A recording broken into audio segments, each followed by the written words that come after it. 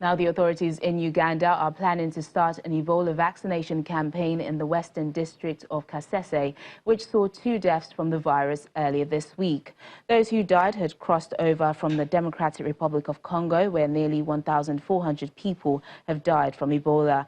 The country's health ministry says health workers and people who came into contact with those who had Ebola will get the injection. Meanwhile, Uganda rolled out strict screenings at the border with the DRC on Thursday. The situation is worrying, but also under control, because we have prepared adequately for this situation. We knew anything would happen since about 10 months ago, and it has happened. So it has found us prepared. We are on ground, and we are doing everything technically possible to see that we contain the situation in the shortest time possible. We are on ground everywhere in the district, in the health facilities, in the communities, undertaking surveillance. Community-based surveillance and facility-based surveillance are going on, and we are picking each and every alert and responding to it adequately. We are going to do what we call ring vaccination of the health workers who are at risk and those people who have been in contact with the patients, so with their other contacts. So it's a ring of vaccination. And it's going to happen, and starting on Saturday at the latest, but Friday at the earliest, and preparations have been made.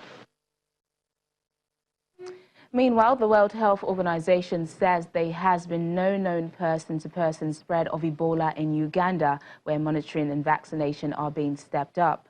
Dr. Mike Ryan, head of WHO's emergency department, says he expected Uganda to approve the use of experimental drug treatments to be shipped in coming days, and that there has been no panic reaction so far to cases there.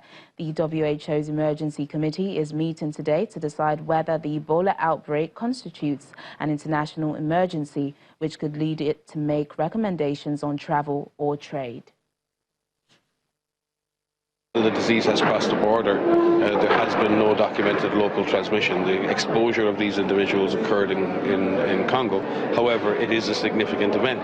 So this isn't a straightforward deliberation by any means for the committee, and we're very lucky to have such an eminent group of experts to consider the pros and the cons. And there are pros and cons of any of these decisions.